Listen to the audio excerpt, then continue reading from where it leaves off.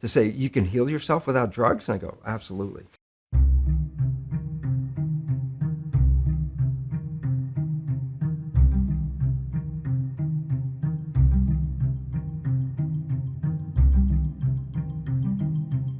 And so I go in there and teach that to medical students, but when I'd go back in my lab and look at my research on stem cells, my research revealed conclusively that the environment in which the cells live determine genetic activity.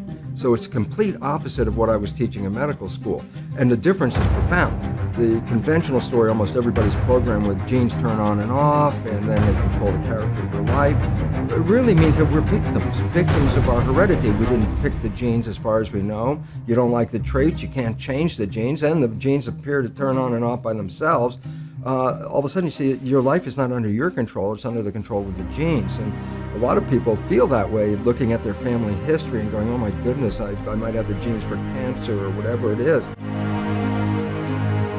Look, I can feed you with an idea that this pill that we just got from the pharmaceutical company, it's the greatest, best thing for your issue. And I give you this pill and you get better. And then later you find out it was a sugar pill, and everybody goes, yeah, that's called the placebo effect. I go, what does it really mean? I said, you didn't get healed by the pill, you got healed by the belief in the pill. That's what placebo is all about. And at least 1/3, minimum of 1/3 of all medical intervention is it's a placebo effect where the healing comes from. That's a result of positive thinking. What about negative thinking?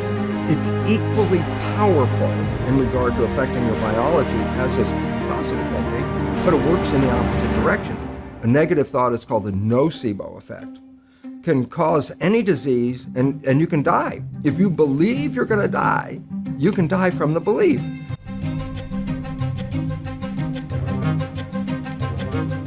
Thoughts, positive or negative, shape our biology, and all of a sudden it says, well, now it's time to wake up. When you invest so much money into a belief system, and then a belief system isn't really right, you try to hold on as long as you can, because if you spend hundreds of billions of dollars in this belief, you don't want to just go, oh, okay, we'll just change it. So it's a struggle, but the reality is coming forward and the public is just becoming aware of it. When I say genetic control, that's the belief that genes control our characters. When I say epigenetic control, almost sounds the same, but epi means above. So when I say epigenetic control, literally it's control above the genes. And this is what we now recognize, that the environment, and very specifically our perception of the environment, changes our genetic activity.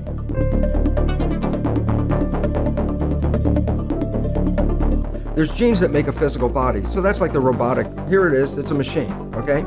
But there are genes on how it's going to behave and how it's going to respond and what kind of issues it's going to face.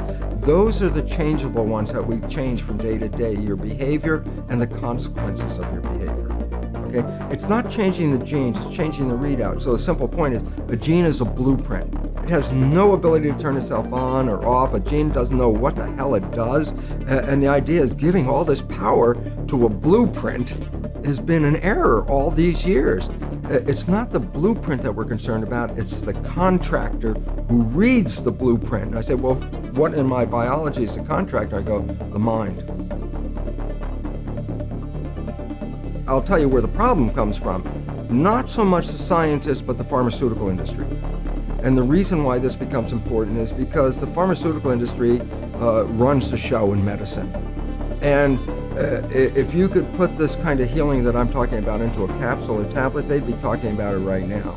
But this is a consciousness healing, and you can't sell it.